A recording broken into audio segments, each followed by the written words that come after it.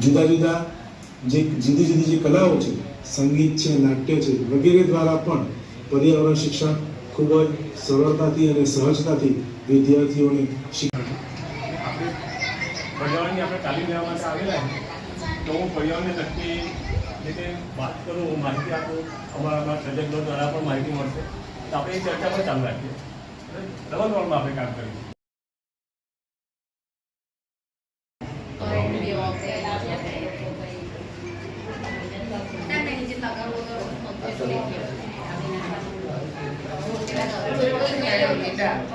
તમે જોજો જ્યાં સુધી એ જથ્થો નહીં ખસે, કારણ કે જ્યારથી પાણી આવે છે ત્યારથી એની સાથે એટલું પાણી નથી આવતું, એ બધું જ લઈને આવે.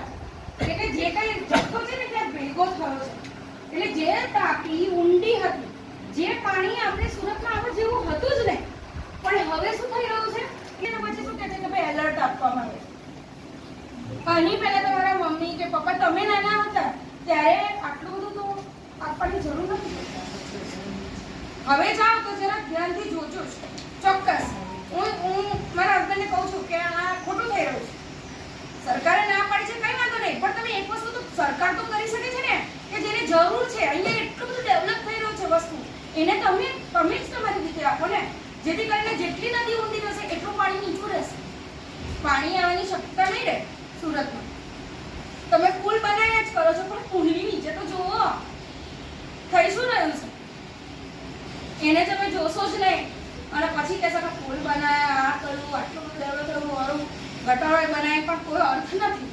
તો અર્થ નથી જ, કોઈ અર્થ નથી. આ પર્યાવરણનો એક ભાગ છે, કોઈ અર્થ નથી. બરોબર? એના માટે તમારે કંઈક તો વ્યવસ્થા કરવી પડશે. કલેક્ટરને કહો કે જાગૃત નાગરિક તરીકે તમે એમને વાત પહોંચાડો. હું તો પેલા એમને કહું છું કે ચલો આપણે જઈ કહીએ કે તું તારું કામ કર.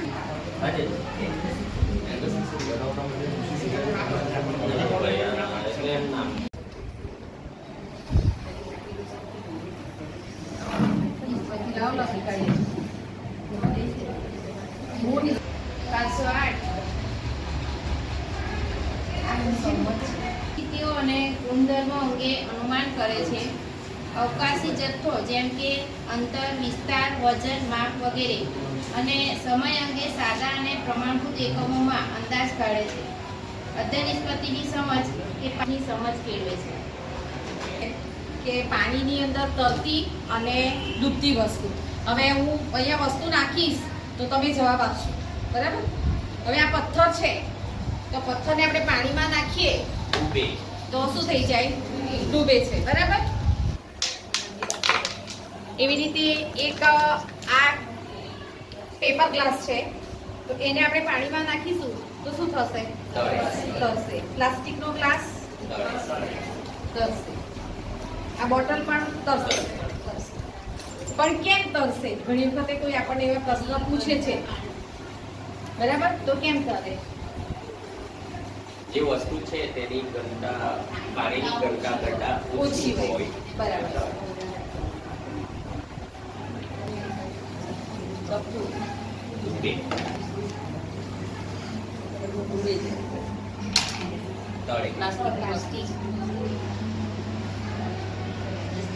ઓકે, તો આ પ્લાસ્ટિકમાં છે ને હોલ છે વચ્ચે, એટલે ઉપર પાણી ભરાઈ જાય છે પણ એકદમ ડૂબશે નહીં, બરાબર? તો મેડમ, આ સ્ટીમર એ તો કેટલા વજનવાળું હોય છે, તો એ કેમ પાણીમાં તળે છે? કેમ કે સ્ટીમર છે ને પાણીને વધારે જગ્યા વધારે રોકે છે ને એના પ્રમાણમાં પાણીને વધારે દૂર કરે છે. એમાં પાણી સ્વચ્છ છે, એને નાખતા હળદર પાણીમાં ઓગળે કે ન ઓગળે? ટીચર, અમે હમણાં એક રીલ્સ જોઈ હતી, જે બહુ રીલ્સ ચાલી છે આ રીતની કે મોબાઈલ ઊંધો મૂકી એના પર લાઇટ ચાલુ કરીને પછી એના પર ગ્લાસ મૂકે છે અને પછી અંદર હળદર નાખીને સુંદર વિડીયો આવે છે. નથી, એ બેસી જાય છે, રંગ બદલે છે. પાણી લોટ પણ એવું છે, પાણીમાં થોડી વાર માટે ઉપર તળે પણ પછી બેસી જ જાય છે. માટી પણ એવું છે, એ પણ બેસી જાય, રંગ બદલે છે.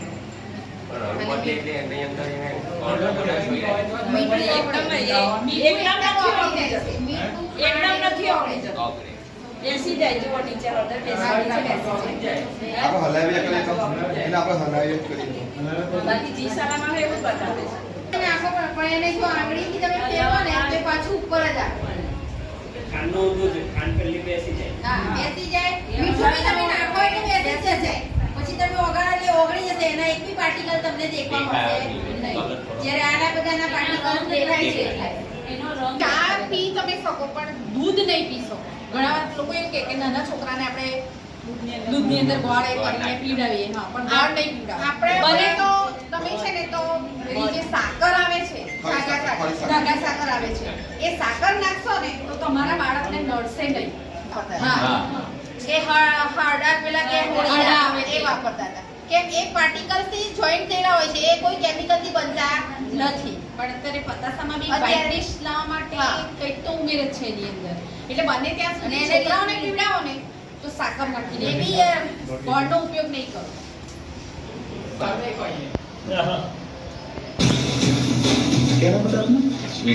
बड़ा cruise oasis of the seas पहली बार ब्रिटेन पहुंचा।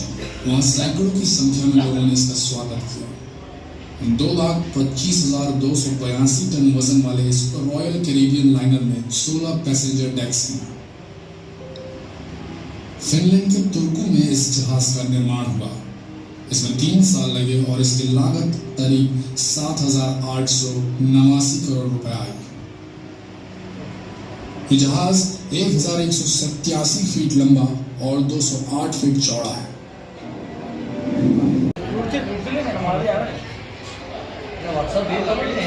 ગાઉં છું જે તમે શાંતિથી સાંભળો ચોખ્ખો ઘરનું આંગણું ચોખ્ખો ઘરનો ચોક ચોખ્ખો ઘરનો ઓટલો ચોખા મેડીગો ચોખ્ખા ઘર કપડા થકી માણસ બહુ સોહાય શરીર ચોખ્ખું રાખીએ રોગ કદી ન થાય.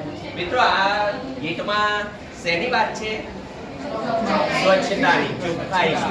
તો આપણે ઘણીવાર ઘરમાં અથવા શાળાના મેદાનમાં ગંદકી જોઈએ છે અને ત્યાં ગંદકીની આગળ જ્યાં પાણી ભરાઈ રહી છે એવી જગ્યાએ મચ્છરોની ઉત્પત્તિ થાય છે. તો અમારો આજનો એકમ જે છે એકમ 8 મચ્છર રોગો અને સારવાર એના વિશે થોડીક વાતો કરીએ છીએ. તો આપણી અધ્યયન નિષ્પત્તિ એવી 513 જે ઓળખ અને તેના પ્રજનન સ્થળો. તો મચ્છર આપણને કઈ કઈ જગ્યાએ દેખાય છે તે બાળકોને આપણે મેદાનમાં અને ઘરમાં ક્યાં ક્યાં એ બાળકો જુએ છે તેની વિશેની પ્રશ્નોત્તરી દ્વારા આપણે એની પાસેથી જવાબ મેળવી શકીએ છીએ. શાળાના મેદાનમાં અથવા ઘરની આસપાસ પાણીના ખાબોચિયા, તૂટેલા કુંડા, જૂના ટાયર અને બંધિયાર પાણીવાળા સ્થળે એ લોકોને જોવાનું કહેવાનું અને ત્યાં આગળ નાના નાના પાણીઓના ખાબોચિયામાં ઈંડા મચ્છરોને ખાસ કરીને ચોમાસા દરમિયાન આપણને જોવા મળે છે. હવે આપણે મચ્છરો વિશેની માહિતી માટે મચ્છર તો બધાએ જોયા છે ને ઘણા બધાને કરડિયા પણ છે, પણ કયા મચ્છરથી કયા રોગો ફેલાય એના વિશેની માહિતી પણ આપણે બાળકોને આપી શકીએ. તો એનેફેલિસ જે મચ્છર છે, ખાસ કરીને માદા મચ્છર, માદા મચ્છર એ મેલેરિયા ફેલાવે છે. ક્યુલેક્સ જે મચ્છર છે એનાથી હાથી પગો, અને ભૂપેન્દ્રભાઈએ તો મને એવું પણ કીધું કે આ હાથી પગાનો કોઈ ઈલાજ નથી. મોટે ભાગે હાથી પગો જેને થઈ જાય જેને આપણે ફિલેરિયા તરીકે અંગ્રેજીમાં જાણીએ છીએ ડોક્ટરની ભાષામાં, એ ક્યુલેક્સ મચ્છરથી ફેલાતો રોગ છે. એડિસ મચ્છર જે છે આપણે જાણીએ છીએ તે ડેન્ગ્યુ ફેલાવે છે. ચિકનગુનિયા પણ વચ્ચે અમુક સમયમાં ચિકનગુનિયાનો ખૂબ ફેલાવો હતો, એ એડિસ મચ્છરને કારણે ફેલાવે. અને આપણે જાણીએ છીએ કે બધા મચ્છરો રોગ ફેલાવતા નથી. પોસ્ટર વિશેની માહિતી ભરવાનભાઈ કહેશે. ભરવાનભાઈ પોસ્ટર બોલો. પાણીનો સંગ્રહ ના કરો, રોગ મટાડો. આપણી સાવચેતી એ સલામતી. પાણીનો સંગ્રહ ન કરો, રોગોનો ફેલાવો અટકાવો. મચ્છરને ના કહો, સ્વસ્થ જીવનને હા કહો. એકદમ નાના નાના જીવ માછલી જેવા જ આવી રીતના ભાગતા હોય, બરાબર? આપણા ઘરે પણ ખુલ્લું પ્રાણી હોય તો તેમાં પણ હોય છે, તો એવી રીતના હોય છે. પછી તમારે જો ચેક કરવું હોય ને તો તમારા ઘરે એક કશે પણ આવા લાવા દેખાય તો એક બોટલ લેજો, બોટલમાં એને ભરી દેવાના, ને ઉપર એને ખાલી હવા ઓક્સિજન એને થોડોક મળે એવું કપડું બાંધીને ખાલી ટાઈટ કરી દેવાનું એટલે અંદરથી ઉડી નહીં જાય.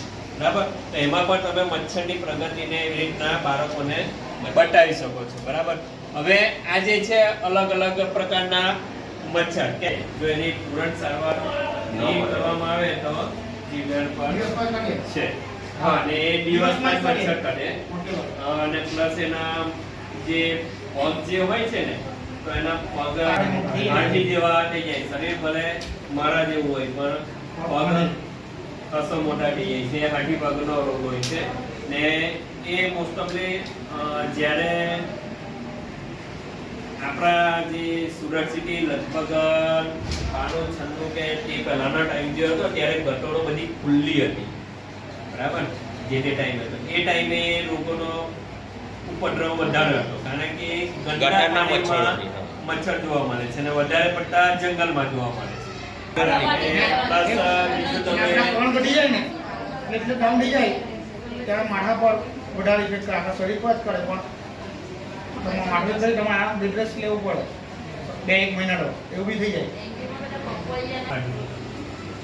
બધાના બાજુ મચ્છર પર આપેલા છે કે કયો મચ્છર કેવું દેખાય, દરેક રોગમાંથી મચ્છરો કેવા દેખાય તેનો ઉલ્લેખ અંદર છે. ચલો એક જ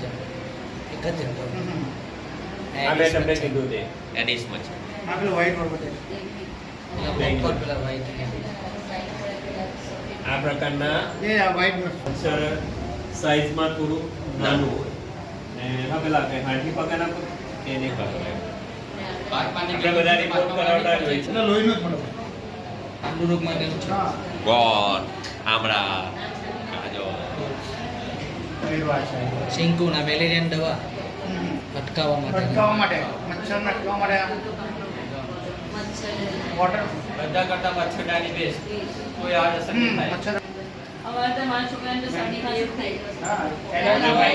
બરોબર છે. જે દિવસ જ થઈ જાય. અને બીજી વાર ટ્રાય કર્યું કે તેના કારણે પછી ખ્યાલ આવ્યો કે આ પાણીમાં મૂકેલા હોય ને ને ક્લોરોક્વિનની ગોળી પણ આપણે ત્યાં પીએચસી વાળા આપતા હોય છે.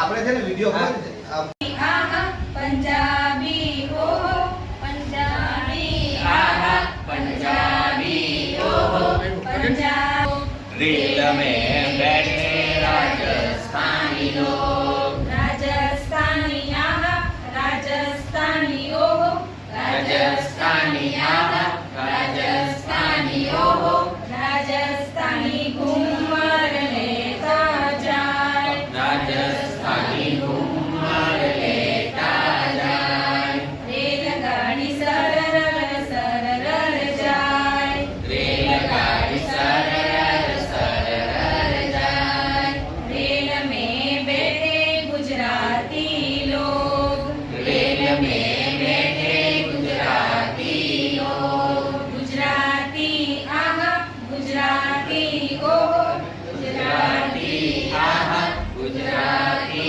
ओहो गुजराती गरबा रमता જાય गुजरात જે નિષ્પત્તિ છે ઈવી 304 ઘર શાળા અને આસપાસના વિસ્તારની વસ્તુઓ સ્થળો ચિહ્નો અને પ્રવૃત્તિઓને ઓળખે છે.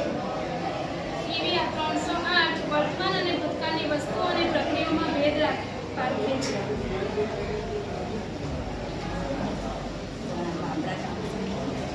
આપણા ગામ એકમ છે એમાં આપણે વિવિધ વ્યવસાયકારો વિશે શીખીએ છીએ. બાળકોને પહેલા આપણે વિવિધ વ્યવસાયકારો વિશે સમજાવી દઈએ, પછી વ્યવસાયકારો શું કામ કરે છે અને એમની પાસે કઈ કઈ વસ્તુઓ રાખે છે તે આપણે બાળકોને ચિત્ર દ્વારા, પછી આપણે કોઈ પ્રોજેક્ટ બનાવીને પણ બાળકોને બતાવી શકીએ છીએ. તો પહેલો આપણો વ્યવસાયકાર છે શિક્ષક. તો શિક્ષક શું કામ કરે છે તમારે જવાબ આપવાના છે. શિક્ષક પણ આવે છે બીજો હું તો કરે છે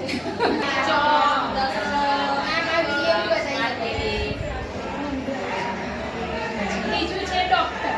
ડોક્ટર શું કામ કરે છે. બીમાર વ્યક્તિઓને તપાસી અને દવા આપે છે, જરૂર લાગે તો ઇન્જેક્શન આપે છે. એની પાસે કયા સાધનો ઇન્જેક્શન એ બધા સાધનો હોય તો આપણે બતાવી શકીએ. ચોથું છે પોલીસ. ગુનેગારને પકડે છે. ગુનેગારને પકડે છે. એમની પાસે કયા કયા સાધનો હોય છે, પોલીસ પાસે દંડો, પછી સિટી, પછી છે કુંભાર, કયા વાસણ બનાવે છે? ગ્લાસ બનાવે, પછી લોચો બનાવે, માટલું બનાવે, ઓળિયા બનાવે, ઊંડા બનાવે. માટીના વાસણો પણ trend છે. હા, માટીના વાસણો ઘણા બધા. એમની પાસે કયા કયા સાધનો હોય છે? ચાકડો, લાકડી, માટી હોય તો જ બને ને. પેલા માટી જશે, પછી છે ટપાલ, ટપાલ જે છે એમની પાસે કયા સાધનો હોય? સાયકલ નથી હોતી, ગાડી, પછી છે દરજી, કપડા એમની પાસે સાધનો ગેઝર ટેપ, સંચો, કાંતો, ચોક, ચોક, ફૂટપટ્ટી. પાર્ટી હોય છે. અહીંયા આપણે ઘડિયાળ બાળકોને બતાવવાની છે અને એમાં ટાઈમ સેટ કરીને તમે કેટલા વાગે ઉઠો છો, કેટલા વાગે શાળાએ જાઓ છો, ક્યારે પાછા આવો છો, એ બધા પ્રશ્નોત્તરી પૂછીને એ લોકોની ઘડિયાળમાં આખો દિવસની એમની દિનચર્યા કહેવાની છે. બરાબર ને? એટલે ભગવાન કોપાયમાન થયા છે ને, આપણે ત્યાં આવું જ વિચારીએ ને. હે, જે લોકો મોટાભાગના લોકો ધાર્મિકતા સાથે જોડાયેલા છે, બરાબર, એટલે એ લોકોએ આવું થઈ ગયું ત્યાં પ્રવાસન રોકાણ બધું પડી ભાઈ ગયું. પણ ત્યાંની પ્રજા છે ને, ગમે તેટલું નવું એ કરે પણ કંઈ લોચો પડે ને કંઈ, તો એ લોકો પોતાની ભૂલ સ્વીકારે છે. અમેરિકા દેશ એટલા આગળ છે, એ લોકો છે ને પોતાની ભૂલનો સ્વીકાર કરી લે છે. તો એ લોકો બધા અલગ અલગ પ્રકારના ડિપાર્ટમેન્ટ નક્કી થયું કે ફિશરીઝ ડિપાર્ટમેન્ટ, પછી જલવાયુ પરિવર્તન ડિપાર્ટમેન્ટ, સરકારના માણસો, એમ કરીને બધા ભેગા થયા કે આ કારણ શું, આમાં કંઈક આપણી ભૂલ છે, બીજું કંઈ થયું નથી, પણ આમાં કંઈ માણસે ભૂલ કરી છે. 11,000 વર્ષથી જે વસ્તુ ત્યાં એકદમ સલામત હતી, એમ ઇકોસિસ્ટમ ત્યાંની ચાલતી હતી, બરાબર, પણ અચાનક આવું થવાનું કારણ શું આટલા વખત? એટલે એ લોકોએ કમિટી બેસાડી, બરાબર, ને બધાનો અભિપ્રાય લીધો. તો કેટલાક જીઓલોજી, બાયોલોજીસ્ટ કહેવાય ને, તે લોકો, પછી પર્યાવરણવાદીઓ, એટલે ઘણા બધા એવું કીધું કે છે ને આપણા વરુને મારી નાખ્યા ને એટલે આવું થયું. સરકારના માણસો કહેવાય, બરાબર ને, એટલે હવે ગાંડા જેવી વાત, આને મારી નાખવાથી ફરક પડ્યો છે ના, આને મારી નાખવાથી આ બધું થયું છે. એવું આ પોસિબલ જ નથી. આને મારવાથી કંઈ નથી થયું, કંઈ કંઈ વાતાવરણ એવો પલટો આવ્યો છે, કંઈ પણ થયું છે એને કારણે આ જગ્યા એવું થયું છે, બરાબર, કંઈ બી એવું હશે કંઈ બી. એટલે આ લોકો સમજાવ્યા જ કરે લોકો સરકારને કે કામ કરો, તમે આ ભાઈબંધને પાછો લાવો નહીં, ગમે તારી દુનિયામાં જગ્યાથી લાવીને અહીંયા છોડો તો પાછું સારું થઈ જશે. વાત સ્વીકારવામાં નહીં આવે ને, સીધી વસ્તુ છે ને. બાકી એ સમયે તો હજુ ને વિજ્ઞાન હજુ નવું, આધુનિકતા હજુ. પછી જે કંઈ ત્યાં જીવ સૃષ્ટિ હતી, પક્ષી, નદીમાં જળચર હતું, ઊંચા ઊંચા ઝાડો હતા, બધા ઓટોમેટિક છે ને ડેવલપ થવા માંડ્યા. નદી જે પટ પોળો થઈ ગયો હતો ને, એક ઊંડી ખીણ થવા માંડી, એની જે રિવર બેન કરીને ત્યાં મોટા મોટા ઝાડ ઉભા હોય. શું કહ્યું હશે વચ્ચેમાં? પહેલાં તમારે શ્રાપ આપ્યો, પછી આવીને આશીર્વાદ આપ્યા. બોલો શું કહ્યું હશે કે આવું થયું? બરોબર છે. બધા ગ્રેજ્યુએશન કરીને આવ્યા છે ને, આર્ટ્સ કોમર્સમાં બધા આર્ટ્સ કોમર્સ કરીને આવ્યા છે, બીકોમ ને પીટીસી. પછી એને હવે પુરવઠો બી વધારે નહીં તો પ્રોબ્લેમ થાય. ડિમાન્ડ એન્ડ સપ્લાય, એમનો જવાબ સાચો છે. જનરલી બધા એવું જ માને કે ભાઈ આને આ મરી ગયા એટલે આને ખાવાનું ઓછું થઈ ગયું, કારણ કે આનું છે ને આની જે વસ્તીનું કંટ્રોલ કરતું, ડિમાન્ડ જે કરીને એ વધી ગઈ, અહીંયા પુરવઠો ઘટી ગયો, બરાબર. પણ એક વસ્તુ નહીં થયું કે આપણી ઇકોસિસ્ટમ બધાને ખબર ને, પારિસ્થિતિકી તંત્ર. આપણે કોઈ બી જગ્યાએ આ સ્કૂલમાં છે ને એનું તંત્ર ચાલતું હોય કે ભાઈ આ સ્કૂલનું કેમ્પસ છે, એમાં જમીન છે, જમીનનો પોષક